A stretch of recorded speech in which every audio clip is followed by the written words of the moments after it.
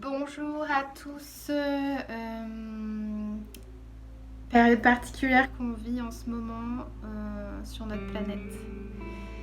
Et je voulais faire cette vidéo pour vous dire que voilà, c'est pas tous les jours facile. On est au 2e jour de confinement et je viens d'identifier en fait là il y a quelques minutes que toute la tristesse et tout de la colère que je ressentais là depuis hier soir finalement ne m'appartient pas. Et ça c'est vrai que je me rends pas toujours compte, mais ça doit vous arriver à vous aussi, mais qu'il y a plein d'émotions qui nous traversent et qui sont pas les nôtres. Et on pense que ça nous appartient et on les prend pour nous.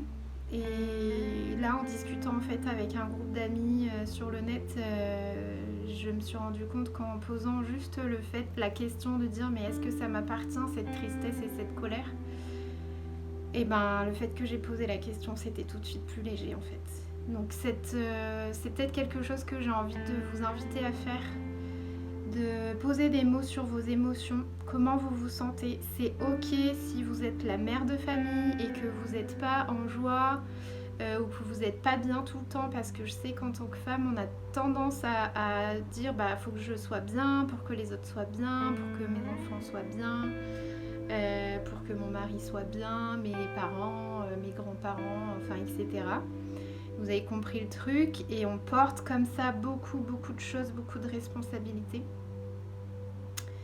Et donc moi, plus j'avance là dans ma vie et plus j'apprends à accepter ma vulnérabilité. Et c'est nouveau pour moi, c'est depuis cette année. Et je me dis waouh, oser se laisser traverser par la tristesse, la colère. Et oser voir aussi que bah, c'est pas à moi. C'est pas à moi, et tout de suite en fait ça va mieux. Tout de suite c'est plus léger. Et ne pas rester voilà, dans ces émotions trop longtemps. Si vous êtes en colère, n'alimentez pas la colère. Si vous êtes triste, n'alimentez pas la tristesse, parce qu'en fait ce sont nos pensées qui vont dire oui mais parce que truc bidule chouette, alors forcément c'est triste, mais oui parce que truc machin. Et moi je reçois plein d'infos sur j'ai WhatsApp, Telegram, Messenger, j'allume mon téléphone le matin, j'ai 40 messages sur chacun des 3, sans compter Facebook et Instagram. Enfin là je commence à saturer grave. Je me dis bah les gens sont en confinement donc ils ont du temps, alors ils partagent des trucs, c'est génial, c'est super de pouvoir partager des infos, mais attention, je vois vraiment là qu'il faut être vigilant. On peut saturer. Moi j'ai ma soeur là qui a pété les plombs, crise d'angoisse et tout à force d'être saturée par les infos. Et moi je commence que là, c'est que le 2e jour de confinement. Ce matin là ça a commencé à être chaud parce que j'essaie de regarder ce qu'on m'envoie, j'essaie de répondre aux messages que je reçois. Mais là je sens que c'est trop, j'ai besoin de prendre du temps pour moi, j'ai besoin de me centrer. J'ai besoin de méditer, j'ai besoin de... Voilà, là j'ai ouvert ma fenêtre, j'ai mis, je sais pas si vous voyez, j'ai un petit autel, j'ai mis l'encens, je m'allume une bougie, je tire des cartes, voilà, enfin hier j'ai passé 2 heures à faire ça, ça m'a fait du bien. Je vous invite vraiment à prendre des temps comme ça régulièrement dans votre journée pour d'une part libérer vos émotions, donc crier dans le coussin, pleurer un bon coup. Là ce que je viens de faire juste avant de faire la vidéo, j'ai pleuré et voilà, ça y est, c'est libéré.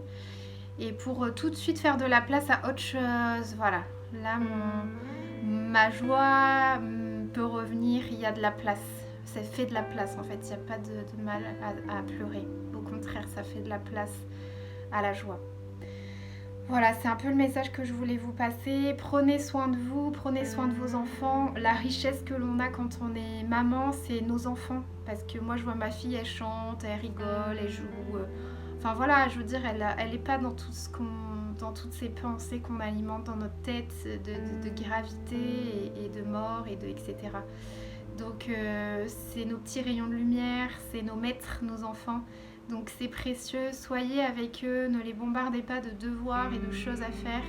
Juste être avec eux en fait, juste apprendre avec eux en fait. Ayons l'humilité d'être à leur contact et de voir ce qu'ils ont aussi à nous enseigner sur la vie. Voilà, merci pour votre écoute, prenez soin de vous et profitez de ces enseignements, de cette période de vie-là, c'est historique ce qu'on vit, c'est certain. Voilà, je vous embrasse et je vous dis à bientôt.